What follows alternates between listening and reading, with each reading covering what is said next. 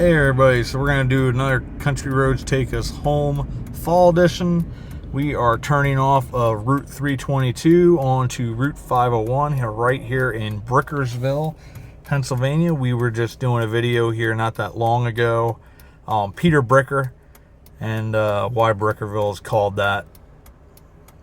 So we will be going north on Route 501. We're going to be going to Schaeferstown and then on 501 north up to Myerstown, because I am going to East China Buffet because they have delicious Chinese food. Oh, this is just another one of those. It's the fall time. It's a little late in the evening, so I'm hoping it's going to give it a really nice hue, needless to say. This is a really pretty stretch of road. You can actually see there up on the hill. You can see a lot of the yellows and oranges and reds and all that. So it's really pretty through the valley here. And we're coming up on Coleman Memorial Chapel, which we have visited before. That was actually built, I believe it was 1872-ish, in that range. It is built in honor of James Coleman, who was the 14-year-old son of George Dawson Coleman and his wife Deborah. He was tragically killed at 14 years of age in a horse riding accident. Also, the baptistry that's now in St. Luke's Episcopal in Lebanon originally was in First Presbyterian there next to Coleman Park, or as it was called in the day was Mount Lebanon. That was also done as a tribute to their son James. And actually, in that 1870s period, death masks were rather popular, and the angel's face on the baptistry is based off of the death mask of James Coleman. And you just have to think about how painful that must have been every single Sunday to see your son's face again, but yet it also is a power of love, that they just desired to see their son's face so much so they were willing to bear the pain regardless, just because they wanted to see him once again. And it's the power of love of these parents who lost their beloved son. But it's a pretty area through here, and I figured, why not? It's right coming towards dusk, sunset, and maybe see some of the colors and talk a little bit about the history of the area and all that good stuff.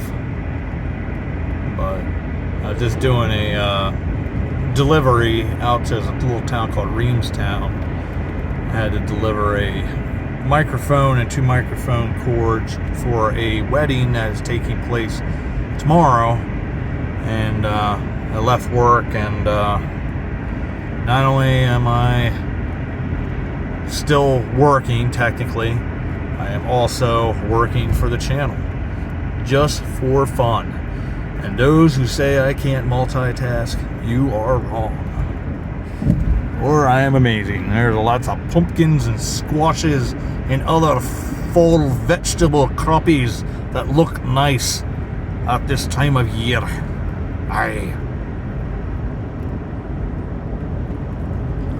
This is the village of Waldeck. Not very big village, but pretty nonetheless. I used to deliver papers for the Patriot News in this area, and there's a place back here on the left. There's a really pretty log cabin that you went back this long lane, and really pretty, I think, red sandstone. It's more a spotted sandstone. So they're using several different types of sandstone there in this house, which is something that can be rather popular in the area. But I just think there's such pretty homes. And a lot of these, it was dependent back in that time, because these are probably all 1700s. A lot of those homes, it had to do with what quarries were locally had available, and that's a stone that's very familiar in this area. It's a lot of different quarries would have a red sandstone, but they also have sort of the lighter colored sandstones as well. And that's, a lot of barns. That barn's sort of built with those stones, so they have a multicolored sort of look to them, and I just think they're really, really pretty. And they usually always have these cool date stones, and on those date stones they'll sometimes have in German, they'll have some kind of statement about God bless his house or things of that nature. They actually have the Brickerville one, Peter Bricker's home that he built. I believe it's 1759, after he got married for the second time. And his first wife, I believe, Elizabeth, passed away, and then his second wife was Catherine.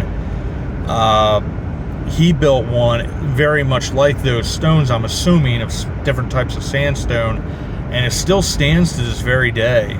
And it has a really amazing date stone that has a really beautiful sayings and quotes on there. But that one is known as the Spotted House to this day. It's a little less familiar that they use that name, but nonetheless, they still use that name. It's just sort of like the Myerstown Isaac Meyer homestead. They'll talk about that being the old fort. That's sort of probably in the 1970s was the last time it was more familiar that that was used, but it is still referred to that sometimes. It's not as much, because I think it was in the 70s when they rebuilt it, because it was in bad shape, and then the local community came together and decided we want to fix this beautiful home, and they did a masterful job, as you guys saw. Now they're still working on the second floor, and they're hoping at some point to get the funding and the help to be able to do that project, to restore the home completely so people can just see.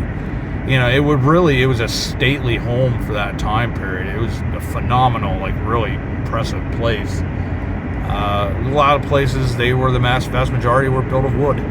It came down to what was readily available and what you could afford. And most people, wood was all you're going to get. But every now and then, certain people that were more affluent, they could afford the big limestone homes, and they're very beautiful, different styles. And over here, we have visited Alexander Schaefer Farm several times. That is that right there. This is a beautiful, beautiful place. I've really come to be one of my favorite places to visit, having gone to those different events that we go on there too. I do want to do, if we didn't miss it, I think it's the Christkindl Market. It's sort of like a German Christmas festival. All kinds of cool, different traditions and things like that.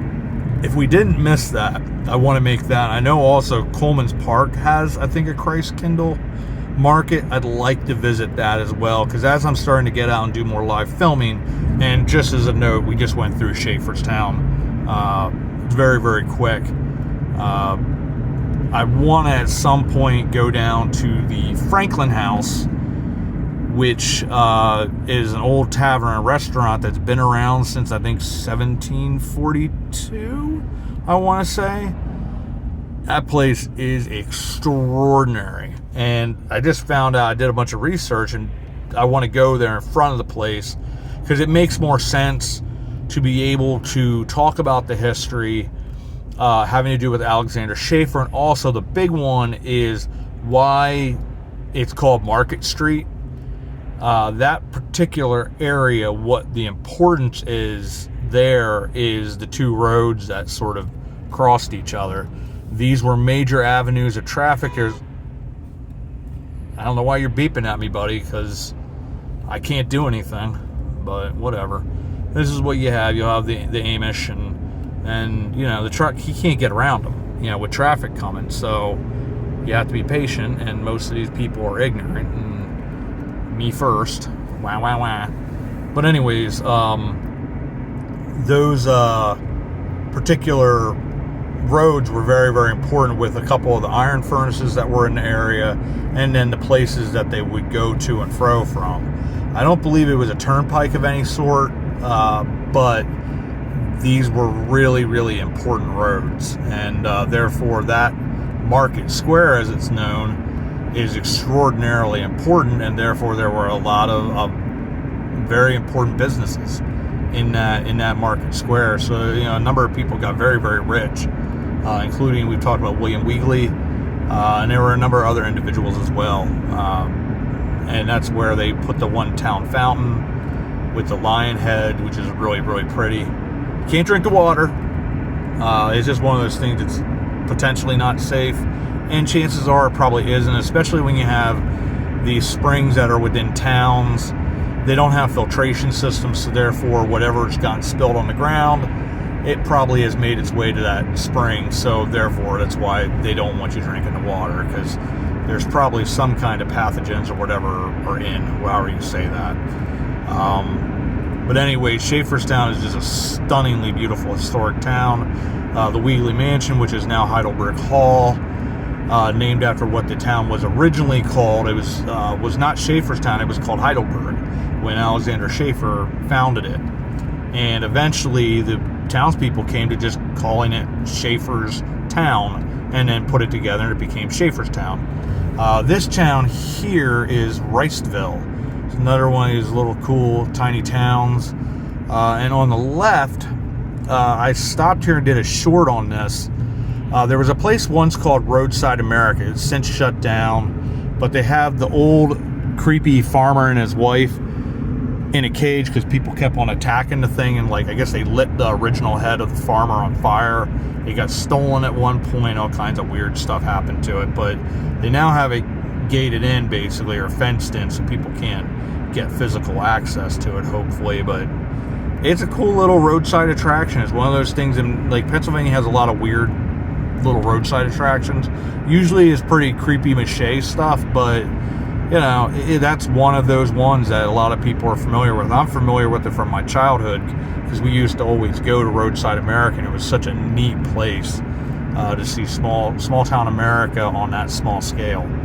But this is just one of those routes. It's a beautiful route, ton of history, and just a neat place to come through. And just here in a couple miles, we will come up on Myerstown, Pennsylvania. I lived there for 15 years. It's a beautiful, quaint town, and that's the Isaac Meyer Homestead is who I'm working with, wanting to do these walking tours. So my hope is, if I'm at the stage physically that I can do the walking tour, which is going to be tight, but I'm hoping I can,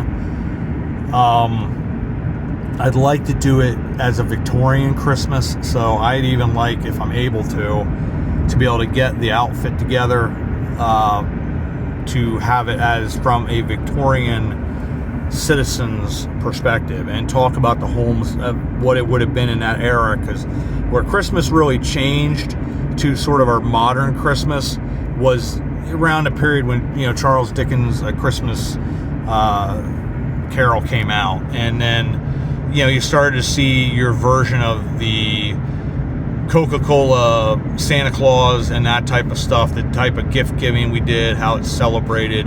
A lot of those things changed at that period, and that's the period that I'd like to do it from that perspective.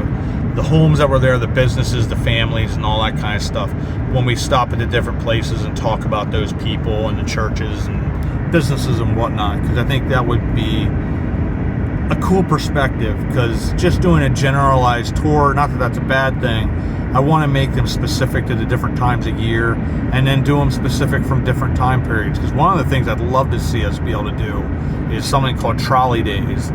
You know, 1910 to 1920, that period of time, even 1930, trolleys were a big thing between towns, and they had a really nice line that went from Hershey through Lebanon into Myerstown, and also there was a line that went to Schaefferstown, and it was just a really unique time period, and it availed people, much like the rail system, it availed them a way to travel between towns much quicker, and it was just a different type of experience. And I think that would be a fun thing to maybe have a couple towns being willing to work together and have something called trolley days, and have a couple days where, you know, you dress up from that time period, talk about what it was like at that time period, and have festivals, you know, celebrating the trolley days when the trolley used to run through and how important that was to that time period. But anyways, we are now here in Myerstown, Pennsylvania, named after Isaac Meyer. This was originally called Tulpahawken, after the creek.